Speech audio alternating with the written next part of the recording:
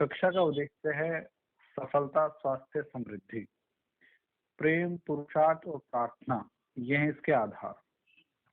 जो आज का हमारा पाठ है उसको हमने दो हिस्सों में बांटा है। एक हिस्से में तो मैं आपको एक दृष्टांत दूंगा, एक वास्तविक व्यक्ति का, और दूसरे हिस्से में मन के संबंध में कुछ नया पढ़ेंगे, कुछ और अच्छा पढ़ेंगे, जिससे हमको और समझने में सहायता मिलेगी।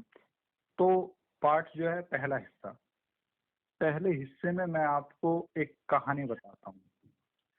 कहानी एक महिला की है जिनका नाम है सोनल सिंह।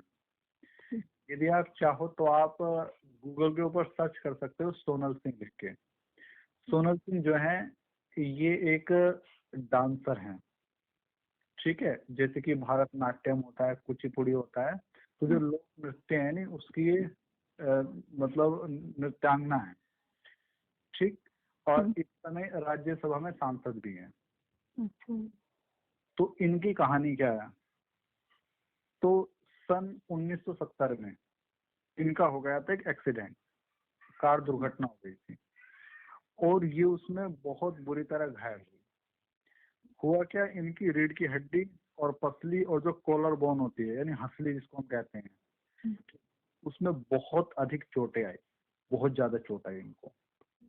लेकिन इस महिला की विशेषता क्या थी, अच्छा डॉक्टरों ने जो है नी इनको ये कह दिया कि अब ये दोबारा चल नहीं सकती, चलने का सामर्थ्य भी इनके अंदर नहीं है। और नाचने की बात तो बहुत अलग ही है, उसके बारे में तो हम चर्चा भी नहीं कर सकते। लेकिन ये जो महिला है नी, इस महिला ने डॉक्टरों की बात जब सुनी तो ना तो निराश हुई ना हताश हुई। देखो जब हम निराश और हताश हो जाते हैं ना खुद ही, तो फिर हमको कोई ना तो सही कर सकता, ना ही कोई सफल कर सकता, ना ही कोई समृद्ध कर सकता। व्यक्ति जो है नी, मैं स्वामी विवेकानंद की एक कहानी हमेशा सुनाता हूँ, आज फिर बताता हूँ। उनसे किसी ने कहा कि सब कुछ खोने के बाद में वो कौन सी चीज है जिसके खो जाने पे सब कुछ खत्म हो जाएगा। उन्होंने कहा वो आशा जिसके भरोसे सब कुछ मिल सकता है। जब व्यक्ति के जीवन से आशाएं खत्म हो जाती है, उम्मीदें खत्म हो जाती हैं, सकारात्मकताएं सारी खत्म हो जाती हैं, तो समझ लेना फिर वो उसको कोई उठा नहीं सकता, ठीक। तो ये जो महिला थी इसको डॉक्टर ने बेशक कहा कि ये कभी चल भी नहीं सकती, नाचना तो बहुत दूर की बात है। लेकिन इस महिला ने जो है ना तो हताश हुई ना निराश हुई। उन्होंने जो है अपने मनोबल पे, अपने अद्भुत साहस के द्वारा फिर दोबारा नृत्य की दुनिया में गई। और आज जो है नी ये उस क्षेत्र में उस कला की सबसे बड़ी नृत्यांगना है। तो इसका कारण क्या है, इनका मनोबल। बताओ, सोचो जिसको ये कह दिया अपने पैर पे चल भी नहीं सकता, और वो नाचने में तो बहुत कुछ चलाना पड़ता है, पैरों की कितनी अलग अलग मूवमेंट होती है, जो साधारण नहीं चल सकता, जिसको डॉक्टर ने ये कह दिया, और वो नाचने की दुनिया में सबसे ऊपर पे है जो शास्त्रीय नृत्य है। तो एक किसका कारण क्या है, वो मनोबल, ठीक। तो अपने मनोबल को जो है बरकरार रखना है, मनोबल नहीं टूटने देना है। देखो किसी कवि ने एक बड़ा सुंदर सा एक शेर सा कहा, मैं पढ़ देता हूँ। वो कहते हैं कि मत सोचो कांटे चुभते हैं, मत सोचो कांटे चुभते हैं, मत सोचो पग भी दुखते हैं, मन में केवल यह बात रहे कब चलने वाले रुकते हैं, कब चलने वाले रुकते हैं। तो बस यही जीवन में ध्यान रखना है कि चलना है, आगे बढ़ना है। और मैं एक बात हमेशा कहता हूँ, जब तक तोड़ेंगे नहीं तब तक बोलो छोड़ेंगे, ठीक है। तो इसलिए हिम्मत नहीं हारनी है। समस्याएं तो सबके जीवन में है, कहते नहीं, problems are the part of life. समस्याएं जो है नहीं वो तो जीवन का हिस्सा है, लेकिन उनका सॉल्यूशन करना है आर्ट ऑफ लाइफ, उनको सुलझाना ही है जीवन की असली कला। तो ऐसा कोई व्यक्ति नहीं है जिसके जीवन में समस्याएं ना हो। किसी को मानसिक, किसी को शारीरिक, किसी को आर्थिक, किसी को धार्मिक, कुछ भी समस्याएं हो सकती हैं, लेकिन सबका समाधान एक ही है, वो है आपका मनोबल, आपकी दृढ़ इच्छा शक्ति, आपके मन की सकारात्मकता। और मुझे इतना पता है कि जो भी हम सब जुड़े हुए हैं, हम जब तक तोड़ेंगे नहीं तब तक हम छोड़ेंगे नहीं। हमें बिल्कुल नहीं हारना है, हार का तो कोई प्रश्न ही नहीं है, हम हारे क्यों। देखो जीवन में कोई व्यक्ति कभी हारता नहीं है, इस बात को हमेशा ध्यान रख लेना। जो समझदार व्यक्ति है नहीं, वो एक बात कहता है, वो कहता है कि या तो मैं जीतता हूँ या फिर मैं सीखता हूँ। वो ये नहीं कहता मैं हारता हूँ, वो कहता है या तो मैं जीतता हूँ या फिर मैं सीखता हूँ। क्योंकि हार के अंदर भी आप बहुत कुछ सीख जाते हैं। तो एपीजे जो अब्दुल कलाम थे वो एक बात कहते थे, वो कहते थे कि ये तो सब लोग जानते हैं कि सफलताओं को कैसे संभालना है, how to handle your success. वो कहते थे कि हमें ये सीखना है कि how to handle your failure, कि अपनी असफलताओं को कैसे संभालना है, कैसे उनसे सीखना है। ठीक, तो हमेशा जो है ध्यान रखना है कि हम हारते कभी हैं ही नहीं, या तो जीतते हैं या फिर ठीक। और जो भी हमारी समस्याएं वो तो दूर होनी ही है, और वो हो भी रही हैं और वो होंगी भी। तो कोई समस्या जीवन में नहीं रहेगी, बस भीतर एक आग लगा के रखना कि मुझे तो ठीक होना है, मुझे तो जीवन में सफलता प्राप्त करनी है, मुझे तो समृद्ध होना ही है। बस अपने पथ पे चलना है, जो हमारा पथ है उसको नहीं छोड़ना। फिर कोई ऐसा नहीं है जो आपको अपने पथ से डिगा दे या अपने पथ से हटा दे। देखो अथर्ववेद में भी एक मंत्र आता है, इसके अर्थ के ऊपर हम चर्चा करेंगे बाद में, अभी खाली मंत्र पढ़ देता हूँ। वो कहते हैं कि यथा द्योश्चा पृथ्वी च न बिभेतो नरिष्यतः एवं प्राणमा बिभेहे, कि ये धरती कब डर रही है, ये द्युलोक कब डर रहा है, ये अपने अपने पथ पे चल रहे हैं। इसी तरह मैं भी अपने पथ पे चलूं। ये रात ये दिन कब रुके हुए हैं, मुझे भी नहीं रुकना है। फिर ये नक्षत्र कब रुके हुए हैं, सब अपने रास्ते पे चल रहे हैं। तो फिर मैं क्यों बैठूं, मैं कोई विचार करूं, मैं कुछ नहीं कर सकता। आखिर ऐसा क्या है जो मैं नहीं कर सकता।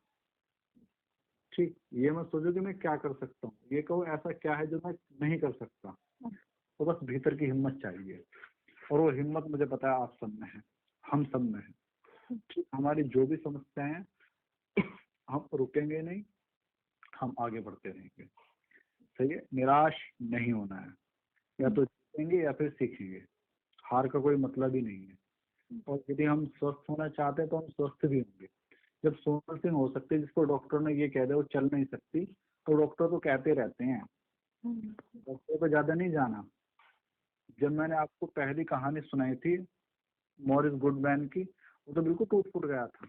उसको तो डॉक्टर ने ये कहा था कि सांस भी जो है इसको ऑक्सीजन की जो है वेंटिलेटर के थ्रू देनी पड़ेगी, ये जो भी सिस्टम्स इक्विपमेंट्स होते हैं वैसे देनी पड़ेगी। लेकिन मॉरिस गुडमैन ने कहा ये कौन होते हैं मुझे बताने वाले। तो मैं आपसे भी कहता हूँ, डॉक्टर ने आपको कुछ भी कहा है, किसी को भी, आप मन में ये कौन होता है मेरी किस्मत तय करने वाला। और जब हम महावैद्य के पास में गए हैं, जो परमात्मा है, जो डॉक्टर को भी डॉक्टर है, और उसने हमको आश्वासन दिया है कि तुम चलते रहो, आपस में प्रेम बना के रखो, करुणा बना के रखो, सही के मार्ग पे चलो, मैं तुम्हारा साथ दूंगा। फिर और किसका आश्वासन चाहिए जीवन में, परेशान नहीं होना है। ये मैंने अपनी कहानी का जो है नहीं पहला भाग पूरा कर दिया अपनी कक्षा का। ये भाग पे आ जाए, आया नहीं कुछ, आग है नहीं है, बोलो। हाँ, तो बिल्कुल जब तक तोड़ेंगे नहीं तब तक तोड़ेंगे नहीं, बस ये ध्यान रखना है। अब मैं दूसरा भाग पढ़ा रहा हूँ, इसको थोड़ा समझना है, ये थोड़ा समझने का है। ठीक, तो मैं जिस पुस्तक का सहारा दे रहा हूँ वो है power of subconscious mind, written by doctor Joseph Murphy. तो डॉक्टर जोसेफ मर्फी एक सिद्धांत देते हैं, वो सिद्धांत ये है कि ध्यान से सुनना, फिर हम इसके ऊपर एक्सप्लेनेशन देंगे। सिद्धांत है कि अवचेतन मन की प्रतिक्रिया आपके चेतन मन में रखे गए विचारों की प्रकृति से तय होती है। यानी अवचेतन मन क्या करेगा वो तय होता है चेतन मन में क्या आपने रखा है। चेतन मन में जो आप रखते हो नहीं, अवचेतन मन उसी प्रकार कार्य करता है। यदि मैं इसको थोड़ा सा और एक्सप्लेन करूं तो देखिएगा, मन के दो स्तर हैं, चाहे तो दो मन कह लो, चाहे कहो एक मन के दो स्तर हैं। एक तो चेतन है, एक अवचेतन। चेतन को ही हम लोग कहते हैं तार्किक मन, और अवचेतन को हम कहते हैं अतार्किक मन, लॉजिकल और जो लॉजिकल नहीं है। ठीक है, अब होता क्या है कि चेतन मन में आते रहते हैं विचार, और जो हमारे आदतन विचार होते हैं, यानी जो विचार हमारी आदत में आ जाते हैं, उनको अवचेतन मन जो है ग्रहण कर लेता है। समझना, चेतन मन के अंदर तो आते रहते हैं विचार, लेकिन जो विचार हमारी आदतों में आ जाते हैं, ठीक है, उनको ग्रहण करता है अवचेतन मन। देखो विचार तो बहुत सारे आएंगे, जब आप रास्ते में चलते हो तो आपको कितनी सारी चीजें दिखती हैं, सब चीजों के विचार आते रहते हैं, लेकिन वो आदतन विचार नहीं है। आदतन विचार कैसे होते हैं, जैसे मान लीजिएगा बीमार हो तो बार बार ये विचार आता है कि ये मैं खाऊंगा तो बीमार तो नहीं पड़ जाऊंगा, ये करूंगा तो ये दिक्कत तो नहीं हो जाएगी, कहीं मैं असफल तो नहीं हो जाऊंगा। ये होते हैं आदतन विचार। ये ऐसे विचार होते हैं कि मैं कभी सफल, मतलब जीवन में कभी असफलता नहीं आएगी, हमेशा मैं सफल रहूंगा, मैं जो हूँ हमेशा सीखता रहूंगा, मुझे सीखना है, मैं बूढ़ा नहीं, मेरे अंदर अब भी जो है नहीं वो उत्साह है कुछ नया करने का।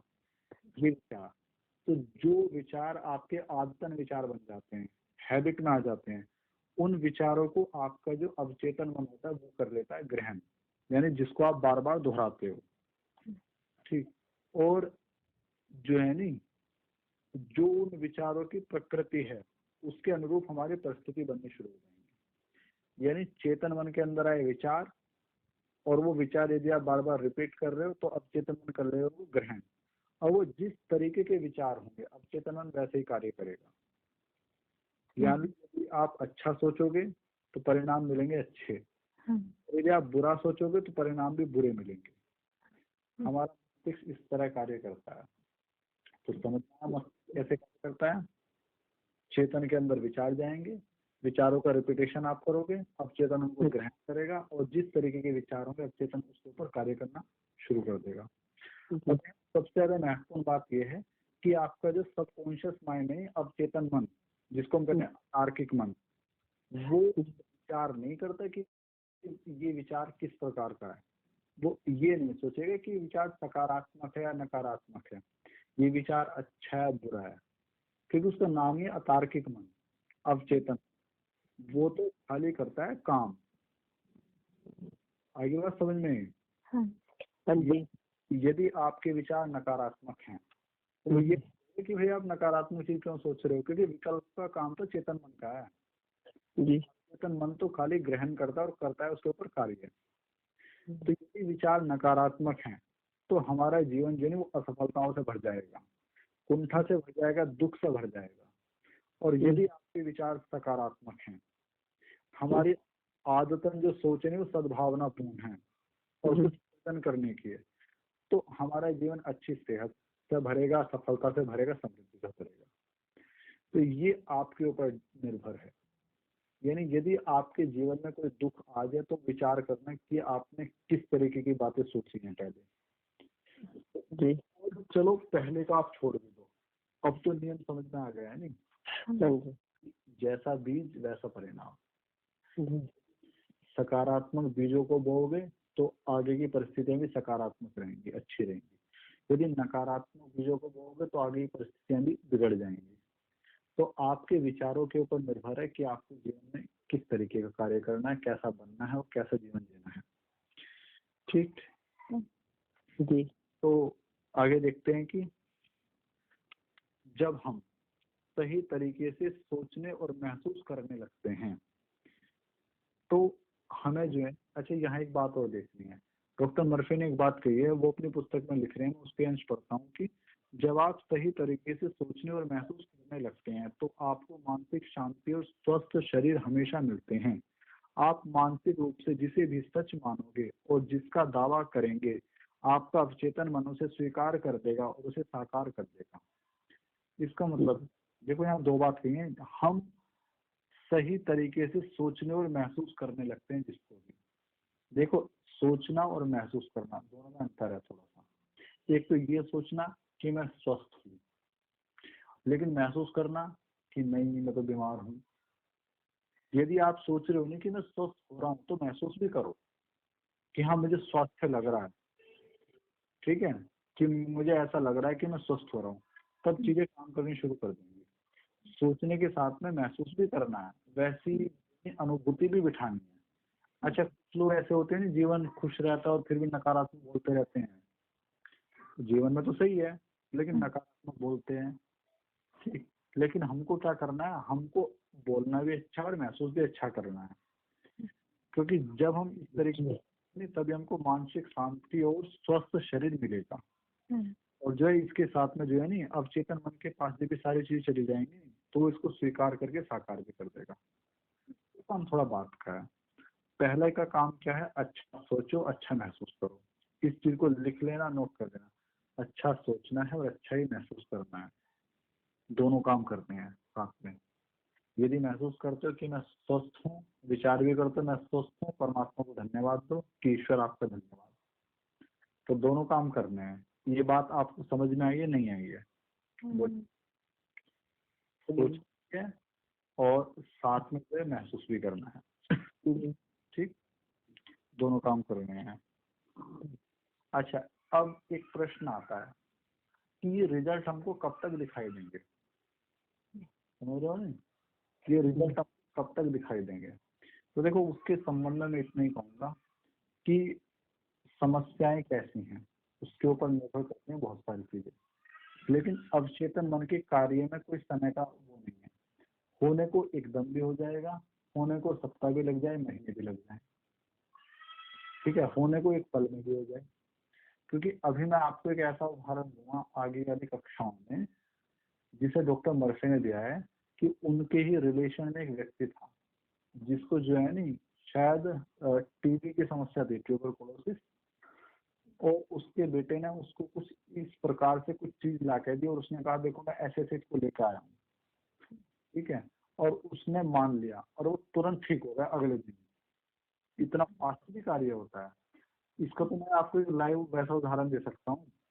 मेरी एक मित्र थे, तो उन्होंने क्या प्रयोग किया, उनके पिताजी को बड़ी दिक्कत होती थी, शरीर के अंदर जो है कंधे उंधे में काफी दर्द रहता था।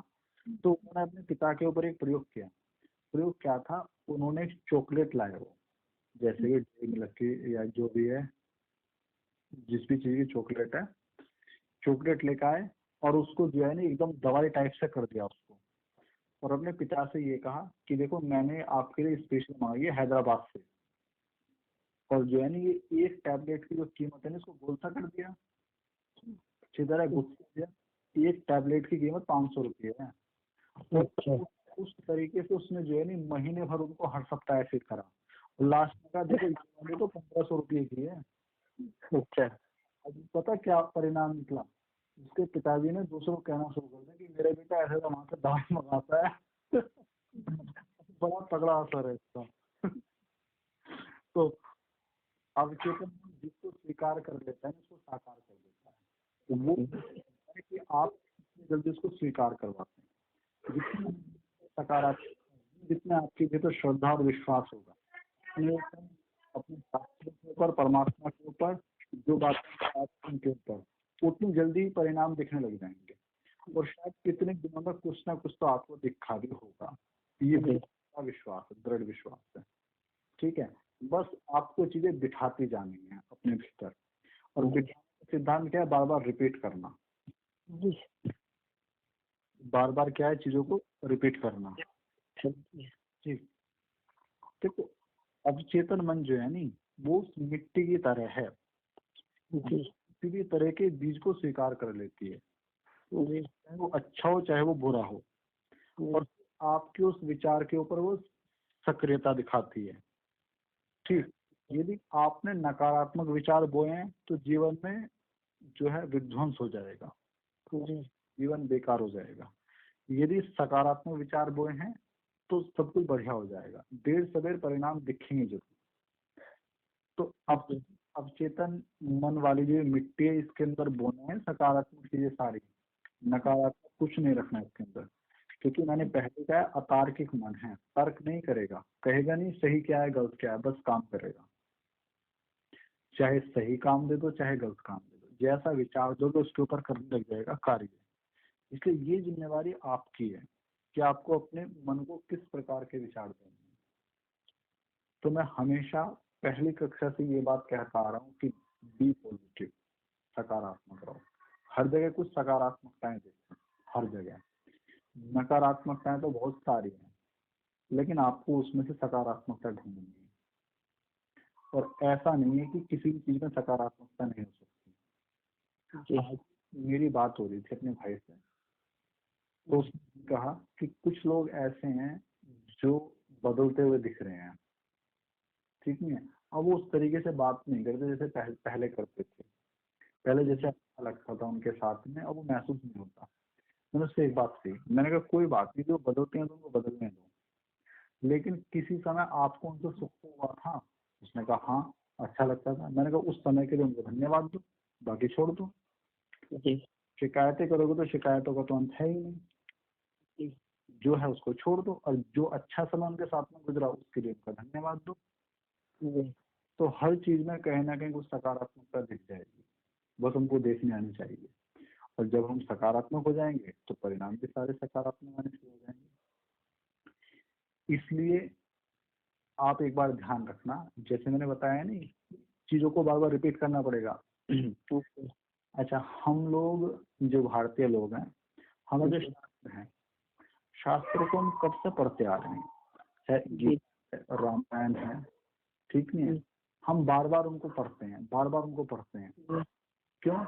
क्योंकि ये तरीका है भीतर बिठाने का। अच्छा, हाँ जी किसी से एक बार पढ़ ली तो बात खत्म, लेकिन नहीं, लोग रोज भी गीता पढ़ते हाँ जी हैं, रोज भी रामायण के पाठ कर रहे हैं। जी ठीक है, क्यों शास्त्रों को बार बार पढ़ा जाता है? उसका मूल कारण यही है क्योंकि हमारे ऋषि मन के सिद्धांत को जानते थे। क्यों वेद के पारायण करे जाते हैं? तो डेली वो सारी चीजें करी जा रही हैं। उसको ऋषियों को पता था कि यदि अवचेतन मन के अंदर चीजें दिखानी है तो उनका पारायण करना पड़ेगा, उनको बार बार दोहराना पड़ेगा। और इस चीज को मैं आपको कहता हूँ हमेशा कि एक बार सुनने से काम नहीं चलेगा। सांख्य में भी सूत्र दिया है कि जीवन में चीजें दिखानी है नहीं तो बार बार दोहराओ उनको। और सत्कृत उपदेशा, बार बार चीजों को रिपीट करो, बार बार दोहराओ। तो यही आपको सिद्धांत पकड़ के चलना है, चीजों को जो है जीवन के अंदर लेके आना है। ठीक है, जीवन में पॉजिटिव रहना। हम आगे भी इस तरह कक्षा और लेते चलेंगे, जी क्योंकि हमारा एक ही नियम है, जब तक तोड़ेंगे नहीं तब तक छोड़ेंगे। छोड़ेंगे नहीं। तो पाठ इतने रखेंगे, रिकॉर्डिंग बंद कर दीजिएगा।